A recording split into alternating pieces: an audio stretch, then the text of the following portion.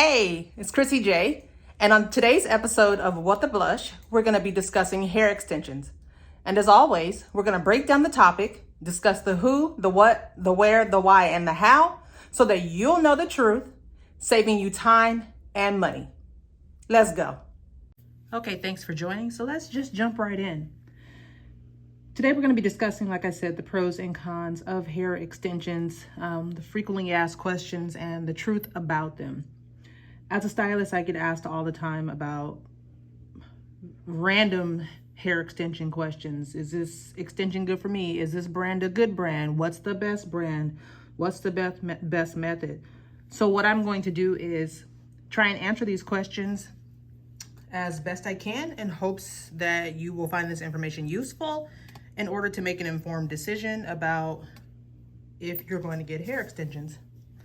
So first and foremost, are hair extensions bad for your hair is what I get asked most often. This is kind of a two-part question because the hair extensions themselves, as in the hair you're adding in, or the method. So I'm going to answer them both. Hair extensions themselves can be bad for your hair depending on the quality of hair and where it comes from, the wefts, how it's made, the glue that's used. The hair itself can actually itch your scalp. Sometimes there are clients who have inflammation or hair loss due to the irritation that the wefts themselves cause to the scalp. So be cautious when you're purchasing hair. Make sure that the weft is pliable. So if you look at this weft, it looks like it's actually glued together. There's two. You can see that there's two there. Oftentimes they're glued together and the adhesive that's in there can be irritating to the scalp. So you want to make sure that the weft is pliable and that it moves so that way it flows with your scalp and your natural hair. Now, as far as the actual method, can hair extensions method damage your hair? That's possible if the method is done incorrectly or improperly or too tight. All those are factors into determining if hair extensions are bad. The next question is, how long do hair extensions last? So again, there's the hair extensions themselves. The longevity depends on the quality of the hair, the manufacturer, how it's processed, etc. So it depends on the quality of the hair. Now, that isn't to say that if you spend a lot of money that you're going to get a better quality hair, because oftentimes that's what people think. More money means better hair, but that's not true. Sometimes you have to do your research and ask your stylist who they recommend, and try out the hair to see if it works out for you. But if the hair is quality and it's manufactured properly, and you take care of it by shampooing the hair and detangling and conditioning it, because it is oftentimes human hair, the hair can last you for years. So it's all about finding a good vendor, all about finding a good source in order to make your investment worth it. Now, let's get into how hair extensions are made. So here I have a couple of examples. This one is I want to say machine wefted, but it's glued. So they may call this a machine weft, double weft. So you have two wefts that have been put together to make the hair thicker and have more hair on the bundle. This one is also double wefted.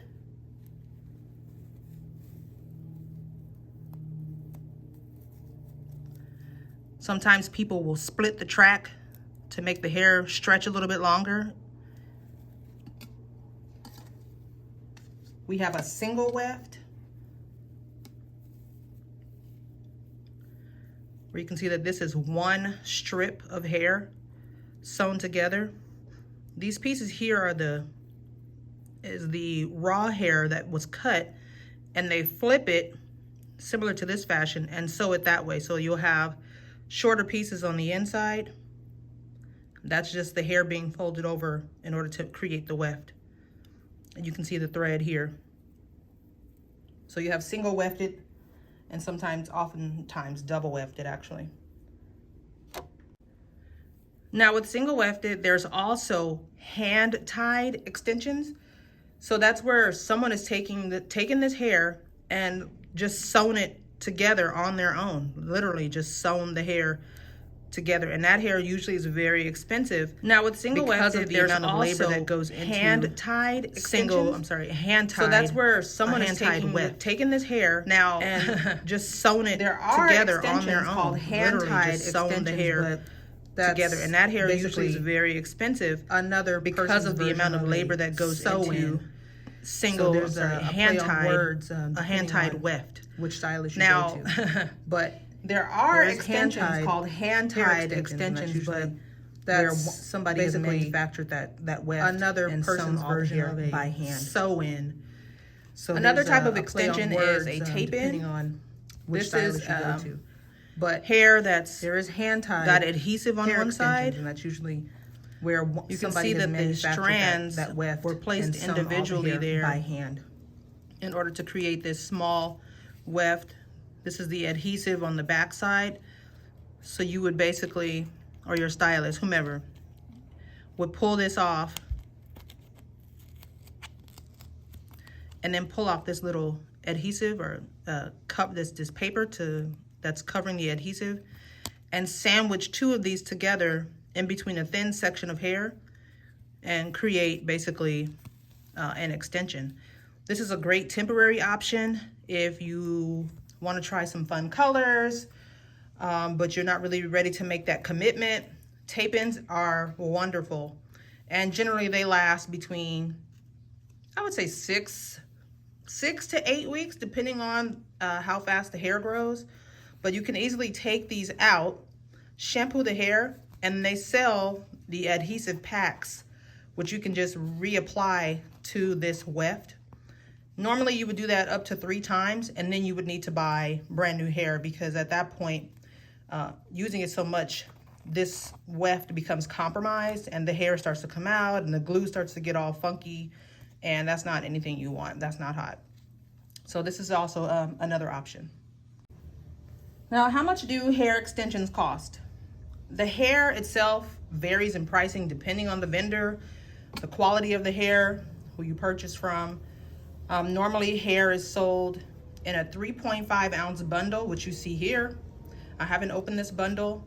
When I went out to source hair for this video, I went and got a different variety of hairs to kind of just show what's available.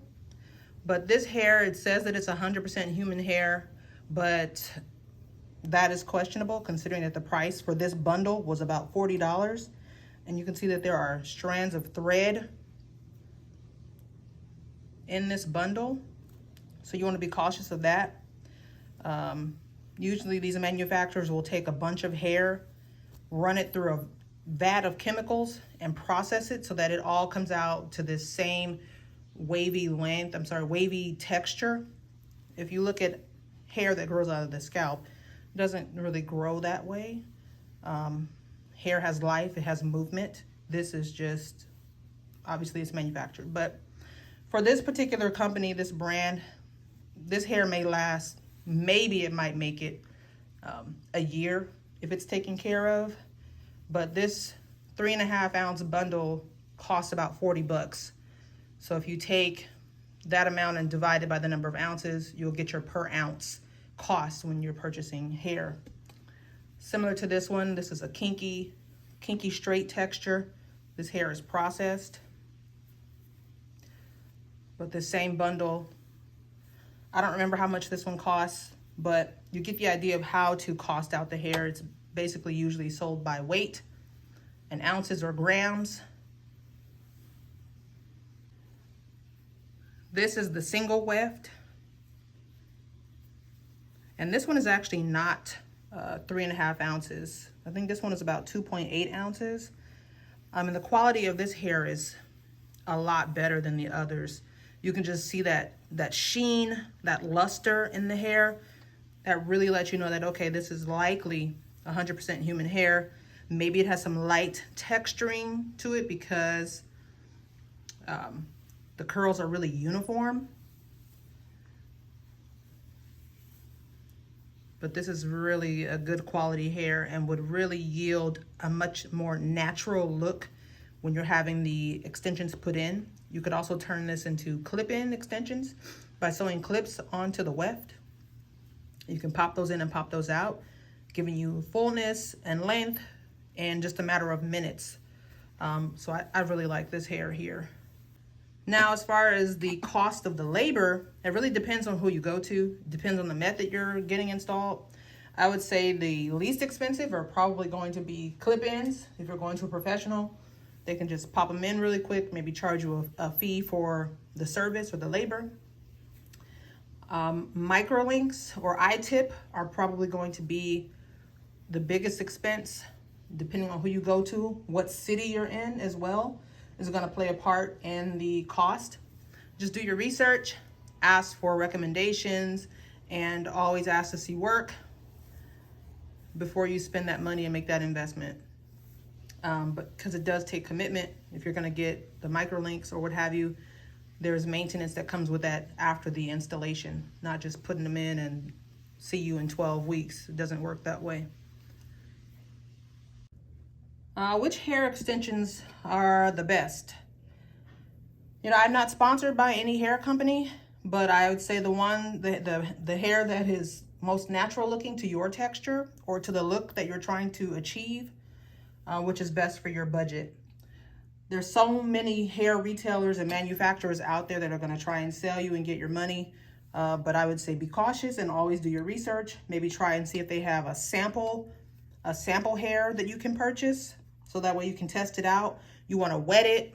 You want to put heat to it. You want to blow dry it because you really want to see how that hair is going to behave before you make a substantial investment in purchasing several ounces or bundles in order to go ahead and get these extensions put in. So oftentimes companies will sell samples, and you can take that hair and try it out, or take it to your stylist and let them see how the hair works under manipulation.